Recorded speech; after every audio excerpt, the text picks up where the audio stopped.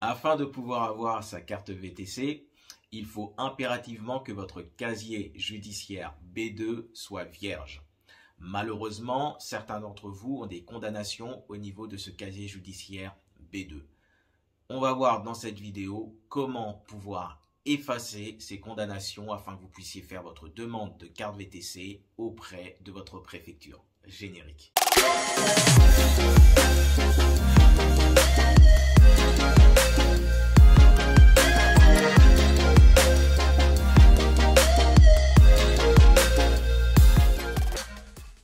Salut la team, j'espère que vous allez bien.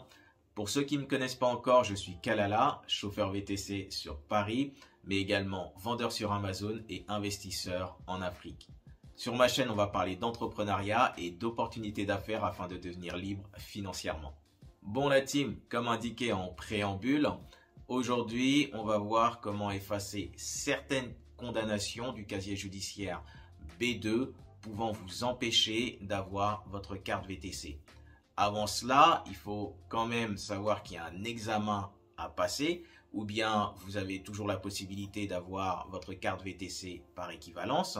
Mais concernant l'examen également, je vais apporter quelques précisions parce que ce n'est pas tout le monde qui peut se présenter à l'examen VTC afin de pouvoir par la suite prétendre à avoir sa carte VTC.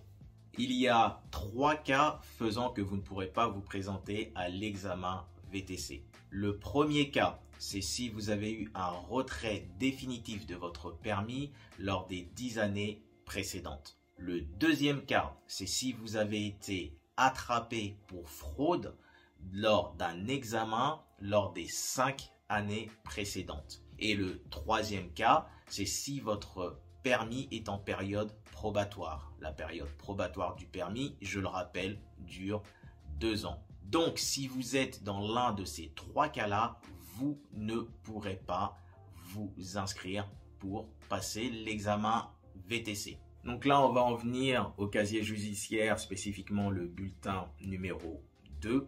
Sachez que vous ne pourrez pas exercer l'activité de VTC si sur ce bulletin numéro 2 figure une condamnation définitive d'au moins 6 mois pour vol, escroquerie, abus de confiance, délit de code de la route ayant entraîné une perte de 6 points, conduite malgré une annulation de permis et une conduite sans permis. Donc je le répète, si vous avez l'une de ces condamnations-là, vous ne pourrez pas prétendre à demander votre carte VTC ou avoir votre carte VTC auprès de votre préfecture.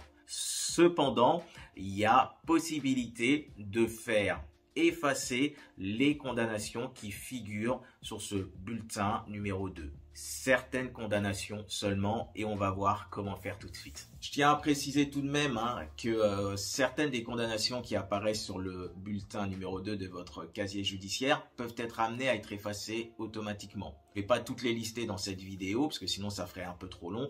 Ce que je vais faire, je vais vous mettre un lien en description qui vous mènera directement à une page du site service public où vous seront indiquées les condamnations en question et sous quel délai elles sont effacées automatiquement. Très bien les amis, donc là on en vient à votre demande d'effacement de condamnation apparaissant sur le bulletin numéro 2 de votre casier judiciaire. Une demande qui doit être faite de manière écrite uniquement.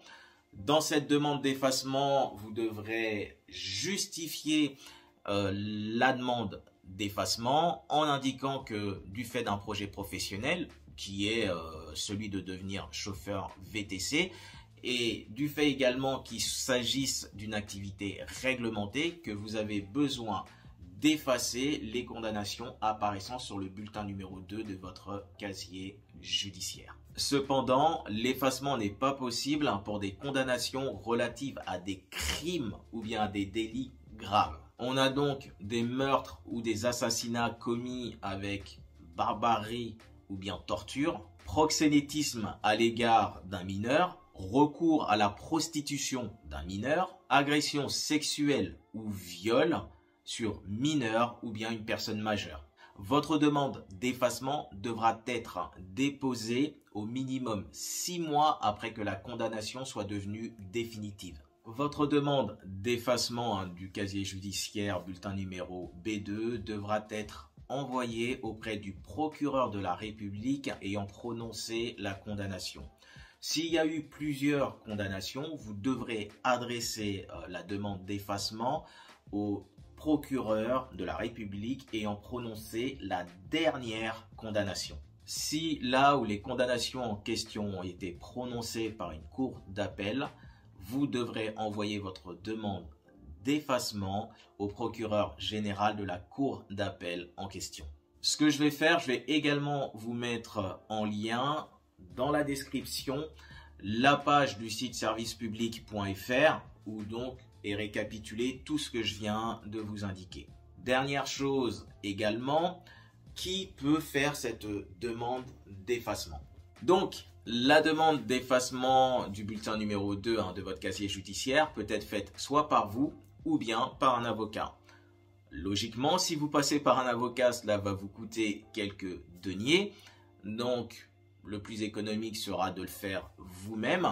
J'essaierai de mettre en description un lien vers un modèle type de demande d'effacement auprès du procureur. Comme ça, ça pourra au moins vous aider au cas où. Sinon, vous pouvez en trouver sans problème sur Internet.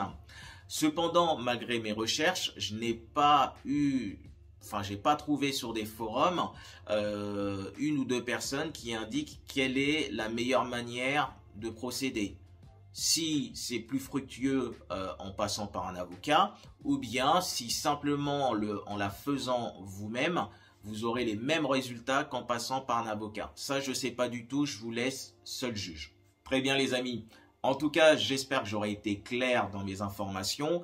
N'hésitez pas à aller consulter les liens que je mettrai dans la partie description de la vidéo pour avoir de plus en plus d'informations concernant la démarche d'effacement du casier judiciaire numéro 2. Pour le reste, n'oubliez pas de vous abonner, de liker la vidéo et surtout de la partager en masse. Moi, on va dire que ça, c'est ma forme de rétribution, si on peut dire. Pour les vidéos réalisées, ça me motive justement à continuer ce type de vidéo. Donc pour ceux qui travaillent, comme d'habitude, force et honneur. Pour ceux qui se reposent, bon repos et à bientôt dans une prochaine vidéo. Ciao la team!